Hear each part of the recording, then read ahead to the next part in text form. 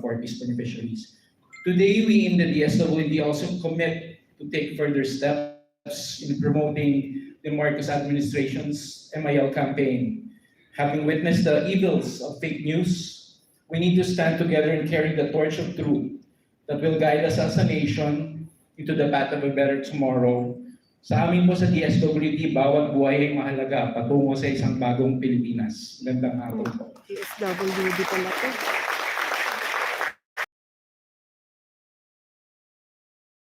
The importance of verified information, especially for the DSWD, to reach the needs of the most vulnerable sectors. And now, in a very interesting survey published by Pulse Asia, it says that 43% of college graduates find it difficult to spot fake news. Hopefully, we reduce this number through media and information literacy campaign together with the Commission on Higher Education. Let's give a round of applause to the chairperson, Dr. Prospero Vera III.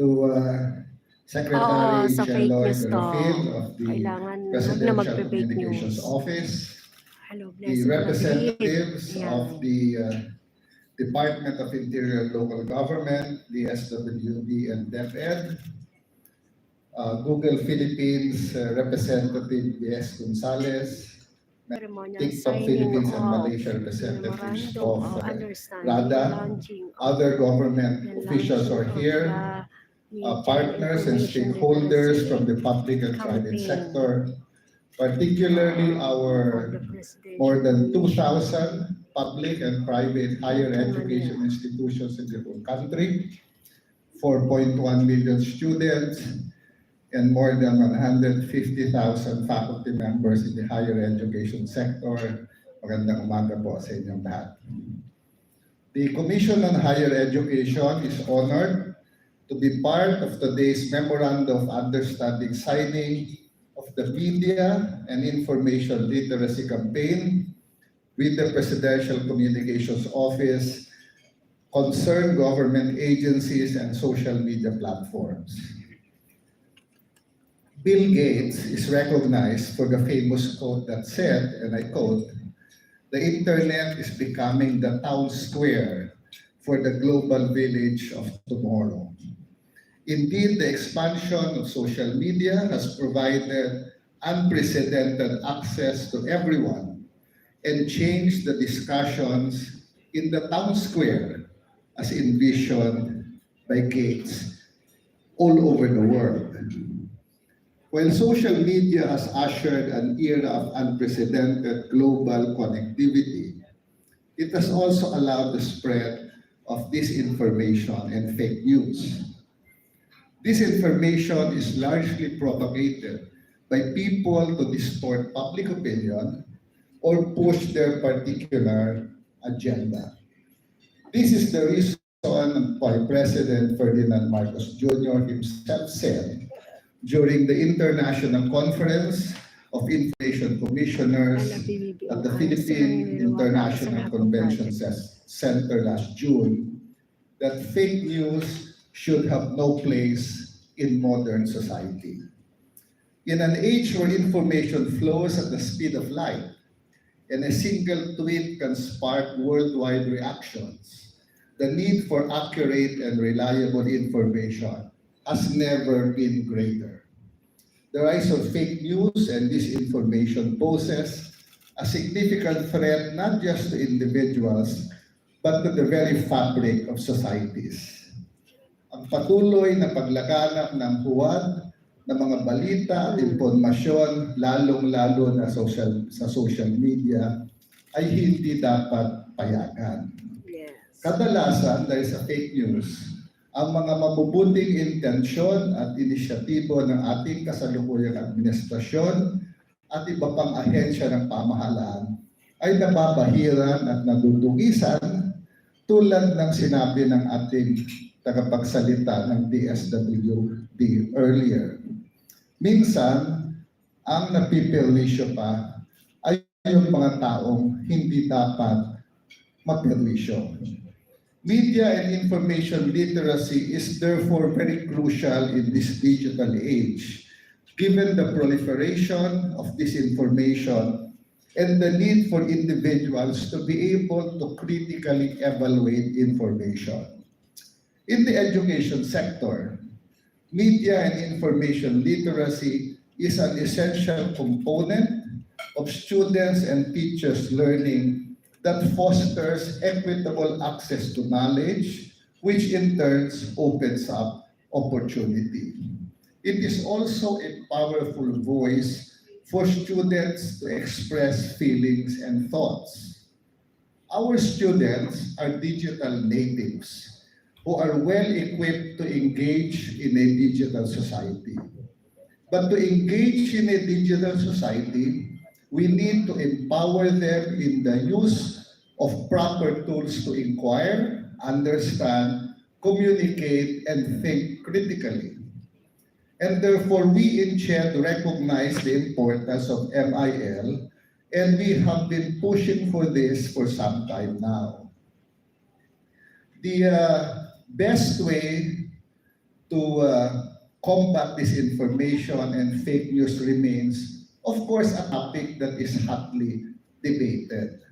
But I think we all agree that addressing the spread of disinformation among young people in Philippine higher education is a complex issue. No single sector can solve the problem. That is why we are thankful to the social media companies who are here for accepting the challenge to team up with us against fake news. Google, Facebook, and TikTok can play a significant role in curbing this issue by providing algorithms, enhancing content moderation, launching educational campaigns, partnering with our higher education institutions, promoting checking, enhancing user transparency, strengthening community guidelines, and collaborating across platforms. These strategies can help reduce the visibility of unverified or misleading content, improve content moderation, and encourage responsible content consumption and sharing. We in the Commission will do our best to undertake the tasks mandated to us in the Memorandum of Understanding. As technology evolves, I of course hope that advanced algorithms can assist in flagging potential misinformation without infringing on the freedom of speech of our sector, of our students in the education sector. Ang hakbang para mawakasan ang pagkalat ng fake news ay isang malaking pader na kailangan nating malagpasan. At gaya ng palaging sinasabi ng ating mahal na Pangulo, sa pagkakaisa, kayang lutasin ang lahat ng problema na ating hinaharap. I believe we can do the impossible possible through unity and trust in each other. But most importantly, the success of this initiative will largely depend on all of us to adapt, to evolve, and to collaborate.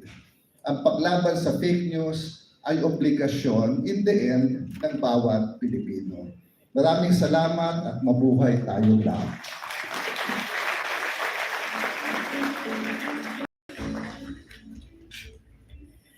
So, yung Thank you, Chairperson Rivera, for CHED's commitment to the media and information literacy campaign.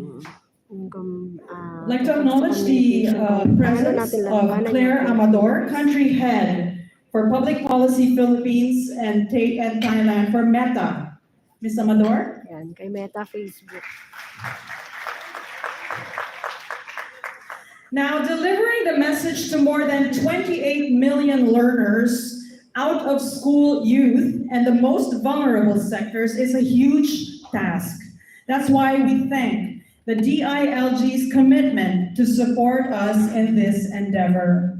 Let's give a round of applause to the DILG Secretary, Attorney Benjamin Abalos Jr. Ayun o.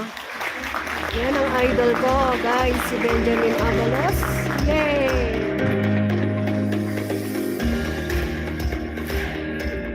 Yan na si Benjamin Avalos.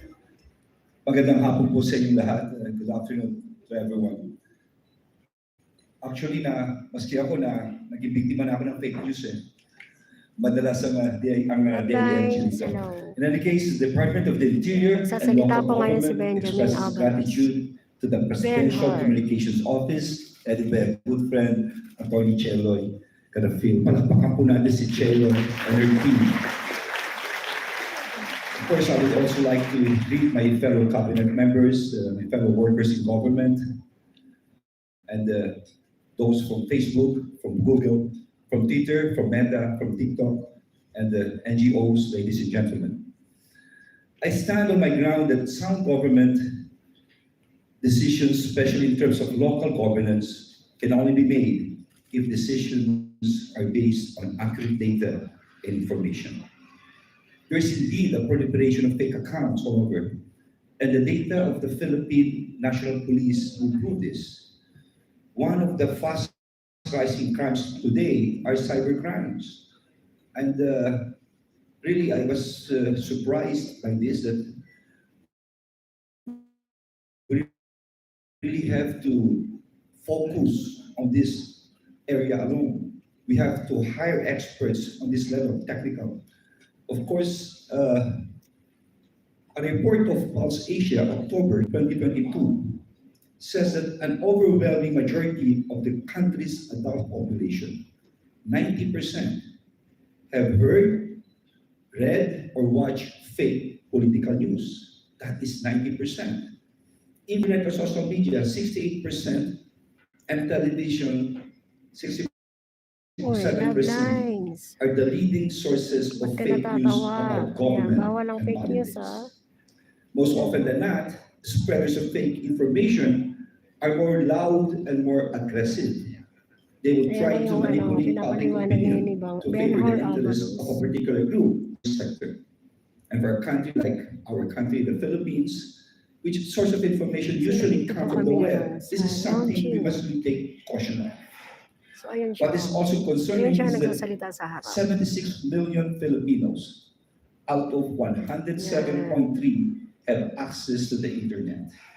97% of these netizens access Facebook, while 54% use Twitter, about 96% watch videos on YouTube, and 64% post photos on Instagram. A report from the advertising We Are Social and Hatsuit in 2022 shows that 63% of social media users in the country belong to the age of 17 to 34 age group, with females comprising a little over half of that number. About 30% belong to the 35 to 44 age group, while about 11% are teenagers in the 13 to 17. Because of our social media users are mostly from the youth, this media and information literacy program comes in very, very timely for our country. Being one of the goals, likewise, our department, the DLG, is in support of these policy programs that will benefit the youth. We believe that training our youths to become more discerning, more educated in determining what is real news from false information will really make a big difference. As such, my dear friends, in behalf of the Department of the Interior and Local Government family, we express our full support to the Media Information Literacy Campaign. We are one with the Presidential Communications Office in fostering awareness to stop the widespread dissemination of false information in the community. We believe in the DALG that capacitating the youth to become more discerning consumers of media, we will be able to help cut the spread of wrong information. Mabuhay po tayong lahat.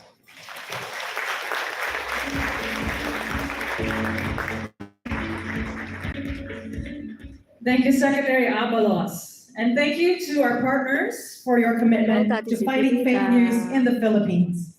And now we have received accurate news that the president is en route to the venue and will be joining us for the next portion of the program. In the meantime, we advise everyone to please Our remain seated president as we await the president's arrival. Yan. President is arriving now. Hello, tati sa kita.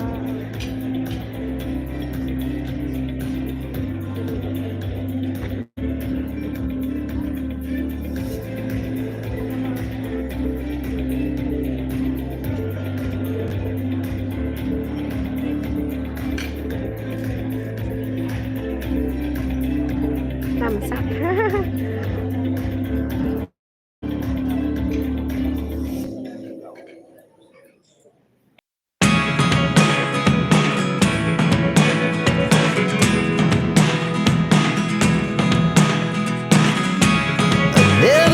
Just a few reminders before we start the program. Please turn off your cellular phones or keep them on silent mode. Please refrain from roaming around, especially when the president has arrived. And we observe no flash photography. Posting of photos or videos of the event on social media while the event is ongoing is strictly prohibited. And all participants are requested to stay in their respective seats when the president arrives or until he has left the venue. Thank you. So, video na lang tayo. Ha? So, bawal mag-live. Hindi nga. Tanungin mo na. Tanungin mo na, Robert. Okay.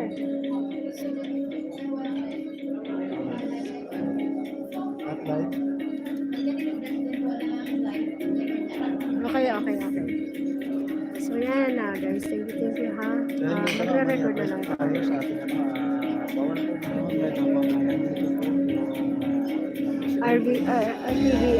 TVN lang.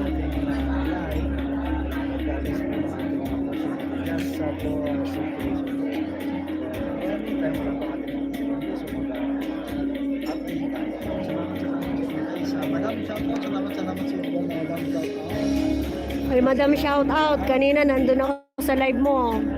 Kaso nandun si Melvis. Hindi ako napasok. Wala ka pa rin pinagbago. Ganun pa rin ang live mo. So, i-resume natin guys ang live mamaya lang para at least ating or sa television ko kapag siya guys. Asa si Ben Hur? Hindi pa ako nakaupo. Ang idol ko si Ben Hur. Actual po yan doon sa president sa